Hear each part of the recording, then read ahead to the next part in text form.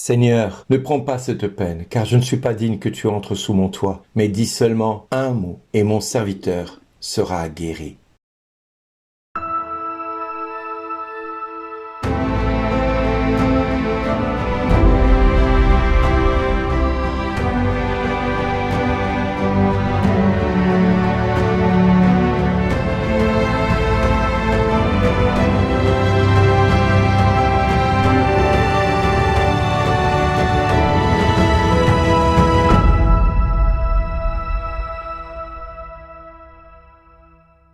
Aujourd'hui, le message vous est adressé par Bernard Dille. Bonjour les amis.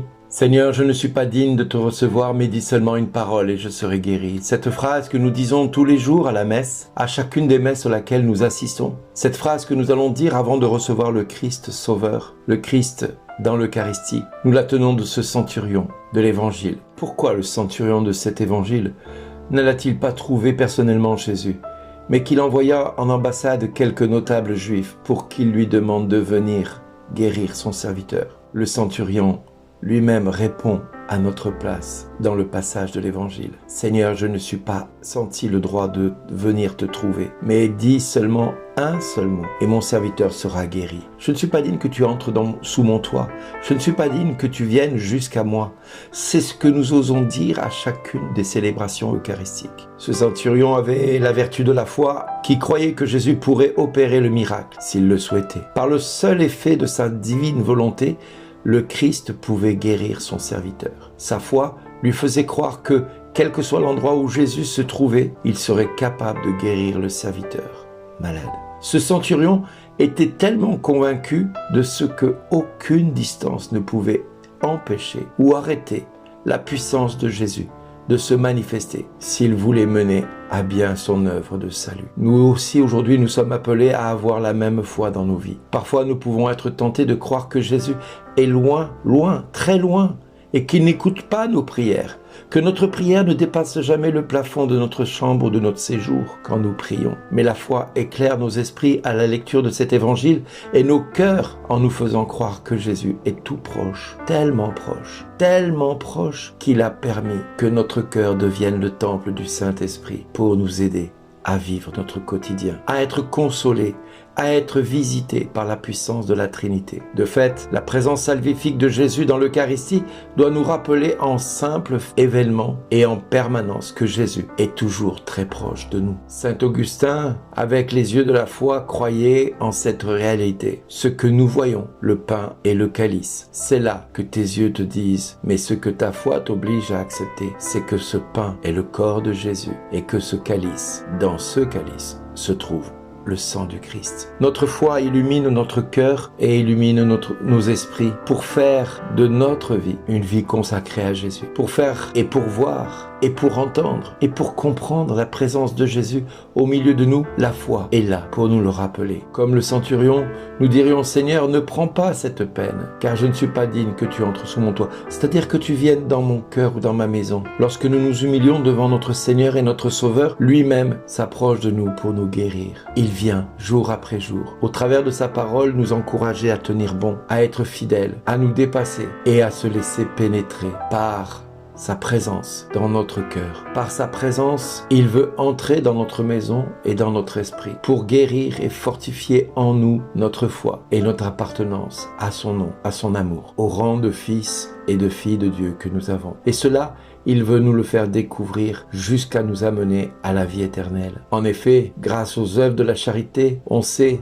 si la foi est vivante ou morte dans notre cœur. La foi vivante est excellente car, en étant unie à la charité et vivifiée par elle, elle est présente, elle est ferme et constante. Elle fait beaucoup de bonnes œuvres, cette charité, pour lesquelles elle mérite que l'on loue le Seigneur à travers elle. Et nous pouvons dire, à la suite de beaucoup de chrétiens, « Oh, quelle grande foi !»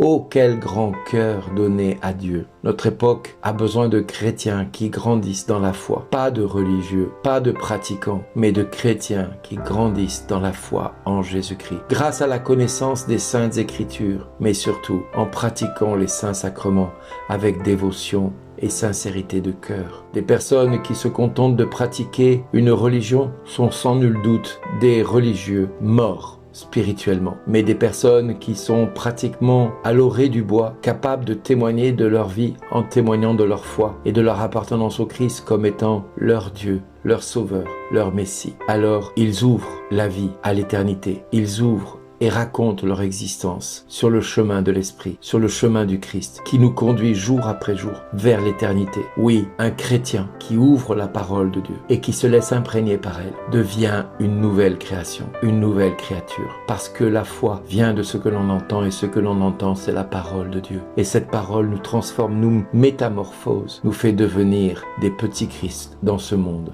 des lumières dans ce monde de ténèbres. Voilà pourquoi la foi est d'abord une adhésion personnelle à l'homme qui est Dieu. Elle est en même temps et inséparablement, je dirais, notre consentement libre et entier à toute la vérité que Dieu veut nous révéler face à notre vie, face à notre condition humaine, face à notre identité en Christ. Oui, la foi vient de ce que l'on entend, et ce que l'on entend, c'est la parole de Dieu. Et avec la foi, tout est possible à celui qui croit. Voilà pourquoi le chrétien qui se laissera façonner par la parole de Dieu pourra dire au Christ Jésus, Seigneur, je ne suis pas digne de te recevoir, mais dis seulement une parole, et je serai guéri.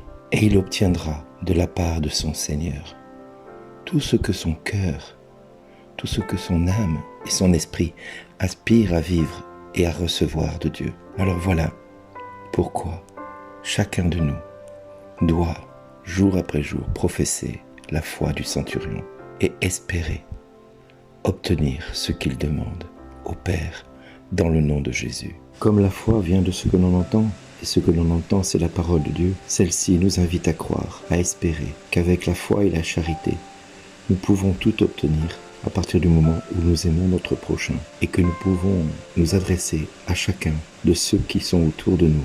Pourra dire à son voisin, à sa voisine, à ceux qui lui sont proches, merci d'exister.